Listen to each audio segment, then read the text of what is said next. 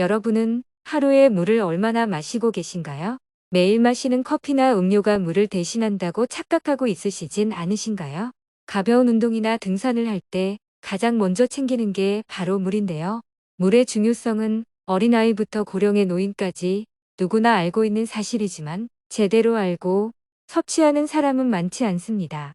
물을 잘못 알고 마시면 건강에 위험 신호가 오고 심지어 암이나 당뇨 같은 질환이 올 수 있다고 하니 오늘은 한국인 대부분이 오해하고 있는 물에 관한 진실 6가지를 알려드리려 합니다.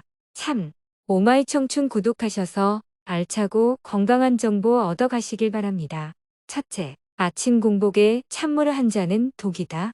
자는 동안 우리의 몸은 땀과 호흡을 통해 1리터 이상의 수분이 배출이 되는데 아침에 일어나면 수분이 부족한 상태입니다. 아침 공복에 물을 마시면 수분 보충이 되어 혈액순환에 좋다고 하는데요. 다이어트하는 분들은 아침 공복에 찬물이 도움이 된다고 합니다. 아침에 일어나 차가운 물을 마시게 되면 몸에서는 찬물을 데우기 위해 열을 발생시키는데 이는 신진대사를 활발하게 해주는 효과를 가져온다고 합니다. 독일 홈볼트 의과대학의 연구 결과에 따르면 차가운 물 500ml를 매일 마시면 하루 100칼로리를 더 소모하여 체중 감량에 도움을 준다고 합니다. 또한 대장 운동을 활발하게 하여 변비로 고생하는 분들에게 아침 공복에 차가운 물 한 잔은 변비 해소에 도움을 준다고 하네요. 그러나 당뇨나 고혈압을 가진 만성질환자나 면역력이 약한 분들, 특히 고령자들은 아침에 마시는 차가운 물이 독이 된다고 하는데요. 그 이유는 체온이 떨어져서 위장으로 가는 혈류가 감소하게 되고 이로 인한 소화장애와 신진대사가 원활하게 이루어지지 못하기 때문입니다. 아침에 일어나 체온과 비슷한 따뜻한 물 한 잔이 도움이 되며 밤새 수면으로 인해 담이나 호흡으로 배출된 수분을 따뜻한 물이 채워주어 혈액을 잘 돌게 하기 때문입니다. 둘째, 하루 물 2리터 8잔을 매일 섭취해야 한다. 세계보건기구 WHO는 하루 2리터의 수분을 보충해야 한다고 권고하고 있는데 꼭 물을 마셔서 수분을 보충하진 않아도 된다고 합니다. 한국인은 미국인과 달리 과일과 채소 같은 식품을 통해 섭취하는 수분이 많은데 보통 하루에 1리터 정도라고 하네요. 평소 식습관에 따라 하루 섭취해야 하는 물의 양이 다르다고 합니다. 2020년 한국영양학회 연구에 따르면 남자는 하루 900ml 이상, 여자는 600에서 800ml 정도면 충분한 하루 물 섭취량이라고 합니다. 최근 미국의 한 대학교에서 하루 물의 권장량을 알아보기 위한 실험을 진행했었는데요. 사람의 나이, 성별, 신체 조건, 활동량, 사는 지역의 환경에 따라 하루 물 섭취량이 다르다는 것입니다. 체지방이 적은 사람, 활동량이 많은 사람, 더운 지역에 사는 사람은 상대적으로 수분 섭취가 많이 필요로 하고 활동이 적고 그리 더운 지역에 살고 있지 않다면 물을 적게 마셔도 된다는 것입니다. 하루 물 섭취량을 채우기 위해 억지로 물을 마시지 말고 갈증 날 때 수시로 마시면 된다고 하네요. 셋째, 물을 한꺼번에 많이 마셔도 괜찮다. 물은 우리 몸속에 들어와 2시간 정도 소변으로 배출이 되는데 한꺼번에 많은 양의 물을 마시게 되면 콩팥에 무리가 가고 혈중 나트륨 농도가 급격히 떨어지면서 전해질 불균형이 올 수 있습니다. 저나트륨은 두통, 현기증, 근육경련, 심지어 뇌장애를 일으켜 발작을 일으킬 수 있는 무서운 질환이므로 가능한 한 잔씩 나누어 마시는 것이 좋다고 합니다. 특히 노년층은 몸속 수분이 부족해도 갈증을 잘 느끼지 못하기 때문에 매 시간 알림 설정을 해서라도 물을 자주 마시는 것이 좋습니다. 실제 미국에서 화장실에 가지 않고 누가 가장 물을 많이 마시는지 우승자를 뽑는 대회가 열렸는데요. 대회에 출전한 20대 여성이 7.5리터의 물을 마시고 의식을 잃고 심각한 물중독증으로 사망한 경우가 있었습니다.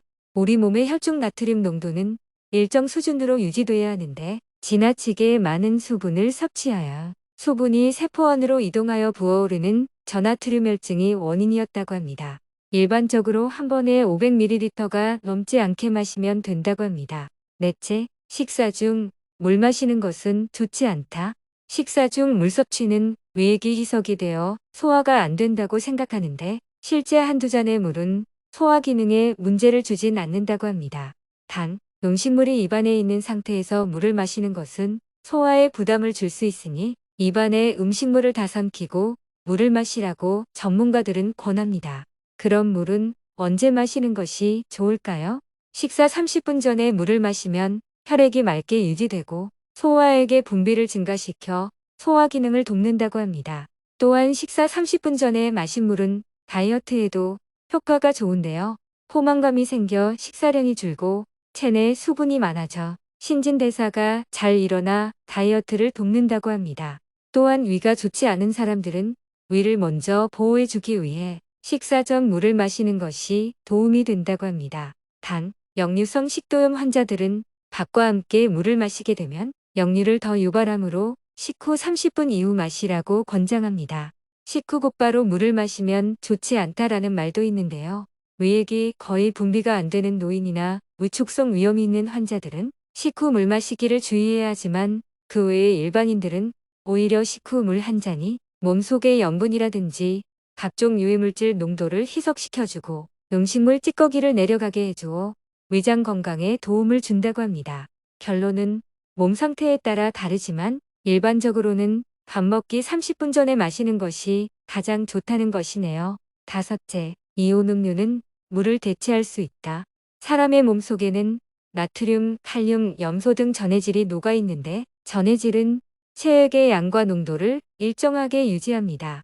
땀을 많이 흘리게 되면 수분과 함께 전해질도 빠져나가게 되며 이온 음료 속에 있는 전해질이 운동 후 땀을 많이 흘린 사람들에게는 필요합니다. 그러나 평상시에도 이온 음료를 물 대신 마시게 되면 전해질뿐만 아니라 당분, 나트륨까지 함께 섭취하게 되어 열량 섭취가 높아질 수 있습니다.